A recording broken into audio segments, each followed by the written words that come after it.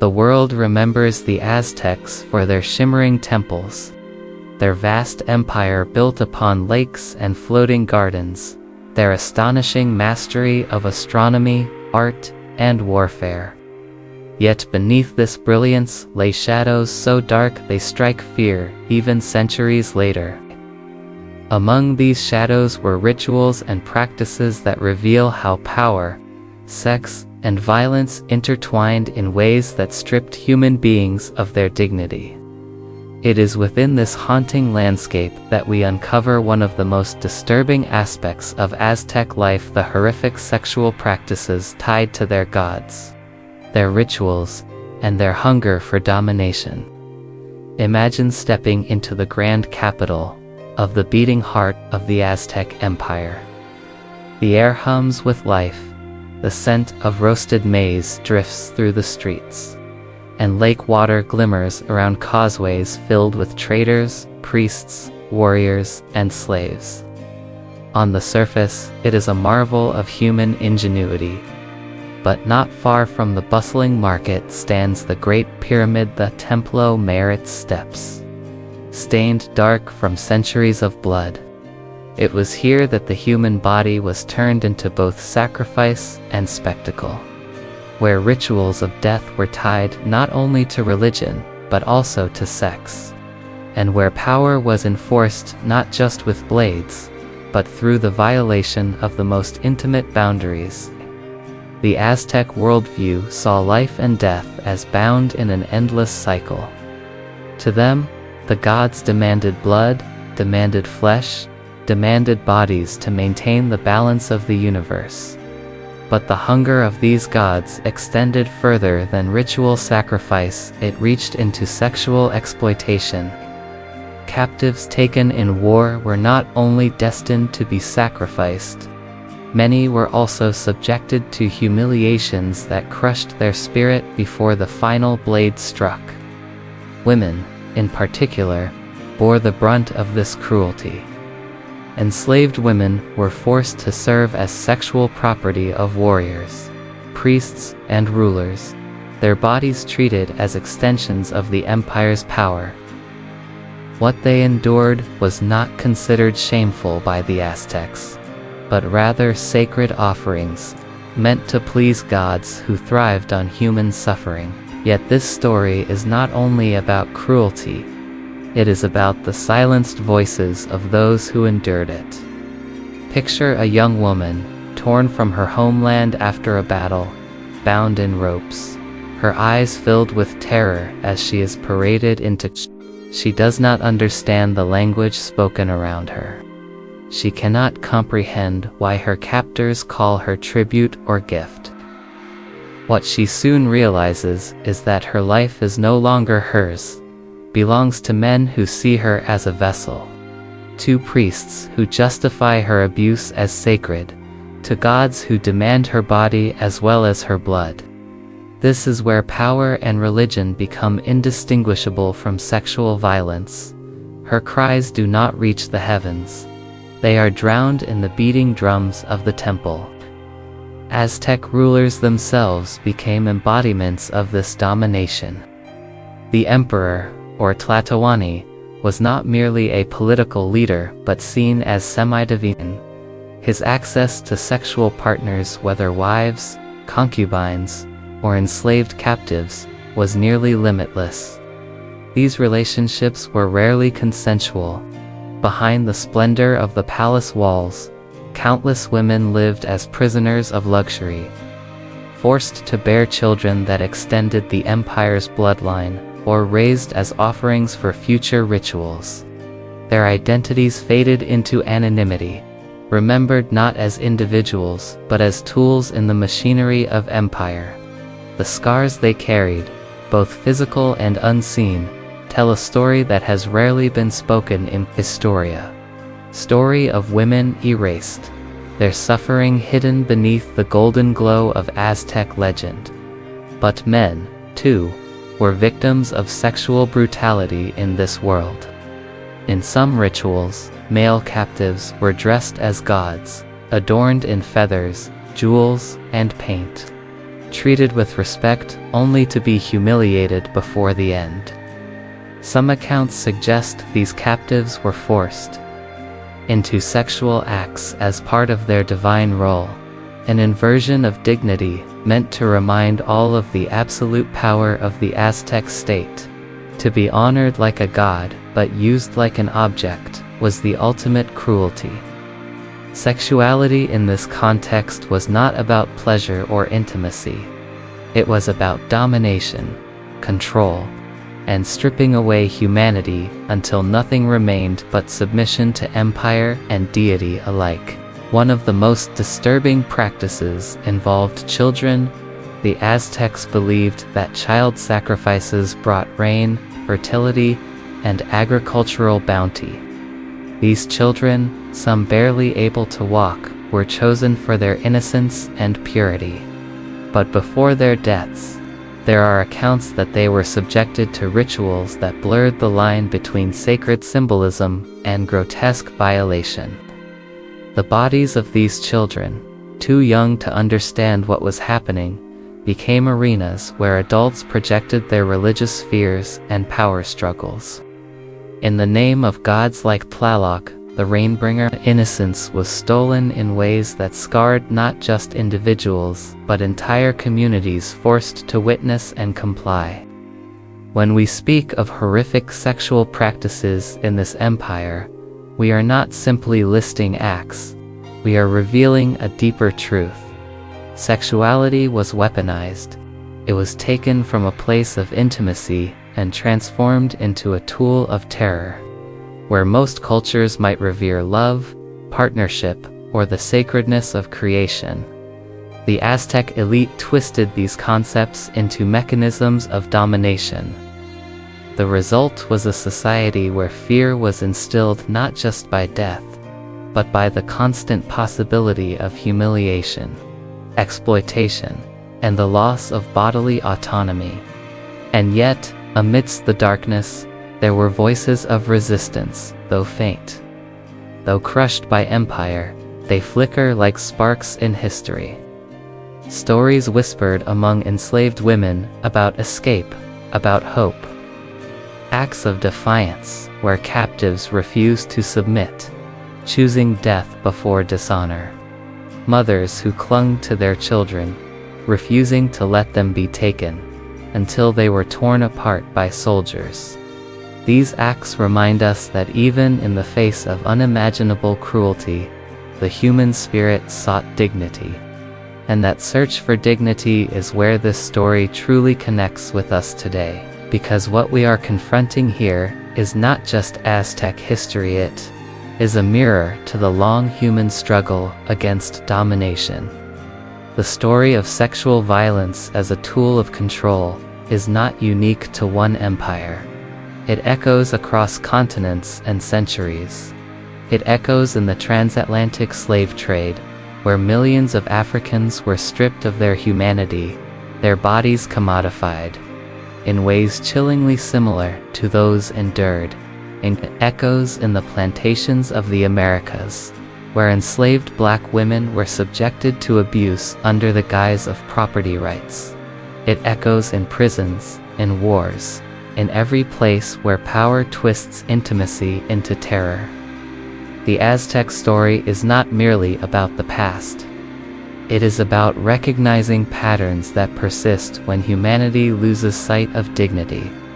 It challenges us to listen to the silenced voices, to honor the victims not as nameless figures of history but as human beings who felt fear, who longed for freedom, who deserved love instead of violence. Their stories matter because they remind us that dignity is fragile, but it is also worth fighting for. And so, as we peel back the glittering surface of Aztec civilization, as we stare into the shadows of its temples, we begin to understand that true horror is not just in the blade of sacrifice, but in the stolen humanity behind closed doors.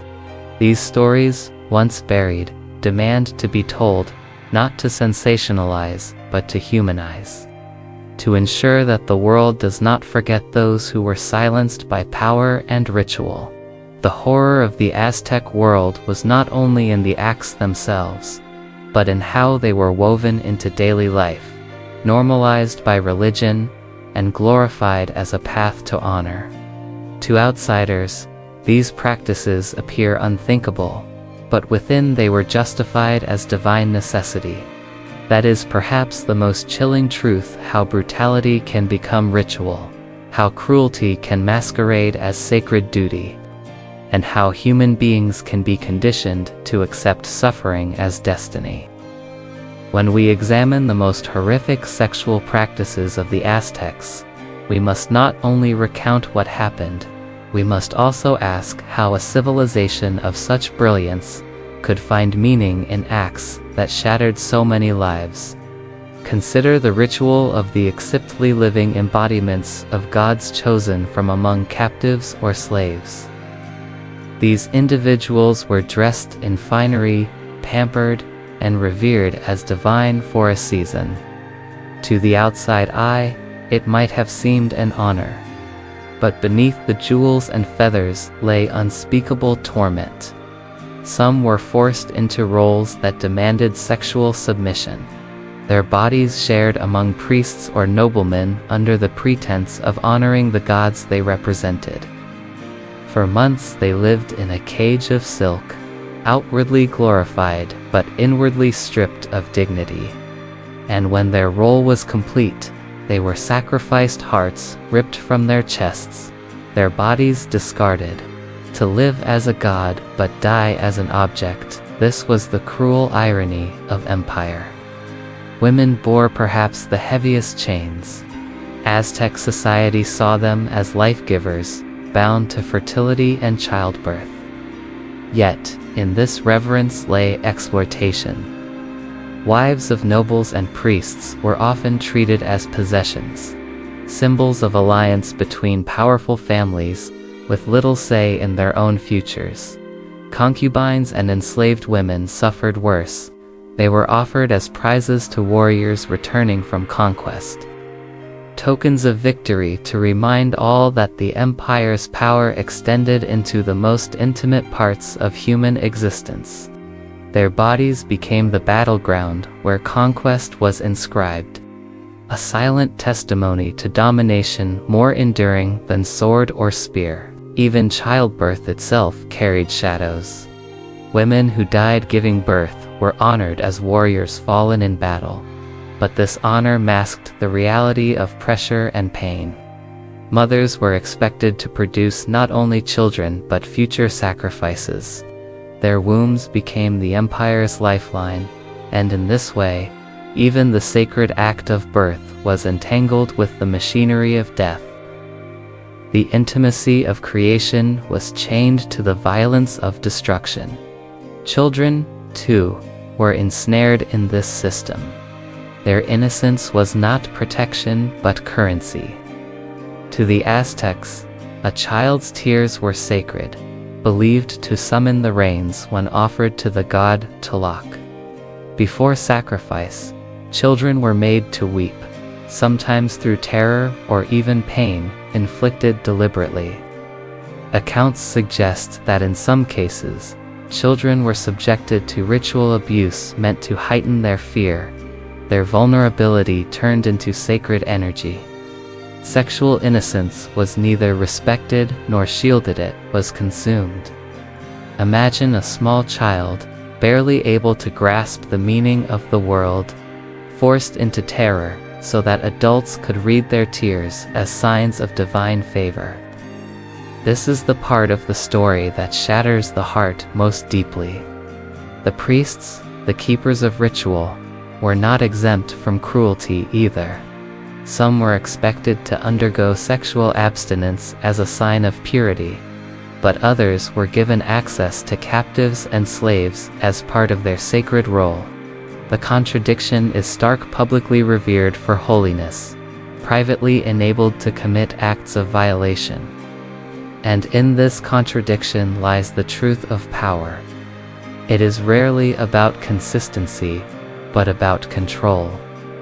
Priests justified acts of sexual dominance by cloaking them in divine necessity, turning personal desire into ritual command. To truly understand this horror, we must remember that the Aztec Empire was built on fear. Fear bound the conquered to obedience. Fear kept subjects loyal to rulers. And fear was etched most deeply not only by public sacrifices atop pyramids, but by private humiliations behind palace walls. Sexual violence was not random cruelty. It was a deliberate strategy. It stripped victims of agency, marked them as property, and left scars that made rebellion unthinkable. This is how empire sustains itself, not only through swords and armies, but through control of the most intimate aspects of human life. Yet, despite this machinery of terror, humanity flickered in the shadows. There are traces in history of women who fought against their fate, who resisted with silence, with defiance, with attempts at escape. There were mothers who hid their daughters, fathers who prayed their sons would never be chosen as sacrifices, lovers who tried to shield one another from the eyes of priests. Even in the darkest corners of empire, love survived. And that love, fragile but unyielding, is what kept alive the possibility of dignity, even when the world sought to erase it. What makes this story so profoundly human is that it is not isolated. Though we speak of the Aztecs, their practices echo across time. When we look at the history of the transatlantic slave trade, we find the same weaponization of sexuality. Enslaved African women were forced into submission, their bodies treated as property, their children born into bondage. Men, too, were humiliated and violated, not simply to cause pain but to break the will, to erase dignity.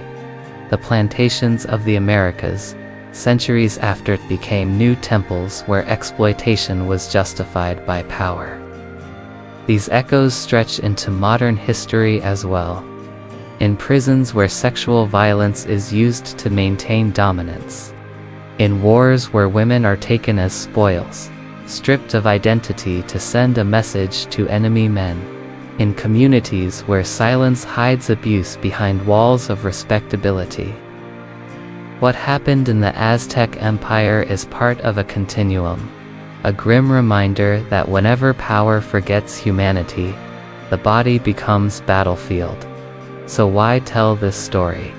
Why look back at such horrors? Because the victims deserve more than silence. History often remembers the conquerors, the rulers, the architects of empire.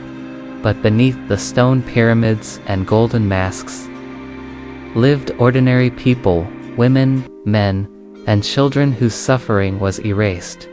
By telling their story, we return dignity to them. We remind the world that they were not simply sacrifices, not simply captives, but human beings who felt pain, who feared, who longed for freedom. Their suffering is not entertainment, it is testimony, and there is another reason. By facing the shadows of the past, we learn to recognize the shadows of our own time. The Aztec rituals may seem distant, alien, barbaric, but their essence using sexuality as a weapon of control is tragically familiar. It still exists in human trafficking, in systems of oppression that silence victims, in the continued struggle for bodily autonomy. If we refuse to look back, we risk failing to see the patterns before us. The Aztec temples have crumbled, the drums have fallen silent, but the memory of those who suffered remains, written not in stone, but in the human conscience. Their voices call out through time, not with bitterness, but with truth. They remind us that the measure of a society is not in its temples or armies, but in how it treats the most vulnerable. They remind us that dignity is sacred, and that any system which sacrifices it for power is doomed to be remembered not for its glory, but for its cruelty. And so, as we close this story, we must carry with us the faces of the forgotten. The enslaved women whose bodies were turned into offerings. The children whose tears were stolen for rain. The men humiliated before death. They are not nameless, they are humanity itself. Their story is a warning. Their story is a plea. Their story is a demand. That we, in our own time, protect the dignity that was denied them. Because history is not only about what happened, it is about what must never happen again.